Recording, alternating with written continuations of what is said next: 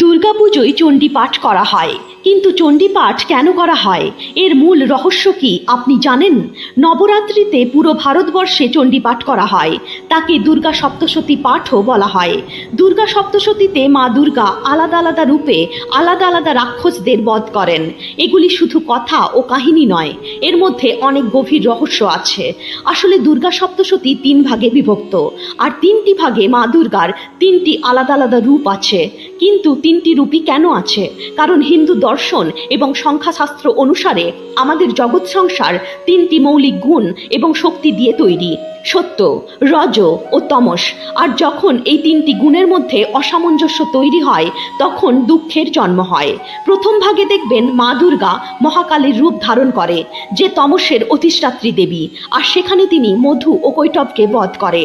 মধু হলো মিষ্টি, যেগুলি আমাদের ভালো লাগে, আর কৈটব হলো কীট, যেগুলিতে আমাদের ঘৃণা হয়, দ্বেষ হয়, আর যার থেকে আমরা দূরে থাকি। ঠিক তেমনি রাগ আর দ্বেষ সংসারে দেখা যায়। সংসার পঞ্চভূতের তৈরি, অর্থাৎ তামসিক। এই জন্য মা দুর্গার মহাকালী রূপ মধু ও কৈটবকে বধ করে আমাদের শিক্ষা দেয় যে আমাদের রাগ ও দ্বেষের ওপরে উঠতে হবে। দ্বিতীয় ভাগে মা দুর্গার মহালক্ষ্মী রূপ মহিষাসুরকে বধ করে। মহিষাসুর এমন একজন রাক্ষস ছিলেন যিনি প্রতি মুহূর্তে নিজের রূপ পরিবর্তন করতে পারত, ঠিক যেমন আমাদের মন, আজ এখানে তো কাল ওখানে। তাই রজসের অধিষ্ঠাত্রী দেবী মহালক্ষ্মী মহিষাসুরকে বধ করে আমাদের শেখায় যে আমাদের মনকে নিয়ন্ত্রণে রাখতে হবে। আর তৃতীয় ভাগে মা দুর্গার মহাসরস্বতী রূপ শুম্ভ ও নিশুম্ভকে বধ করে। শুম্ভ নিশুম্ভ তপস্বী ছিলেন।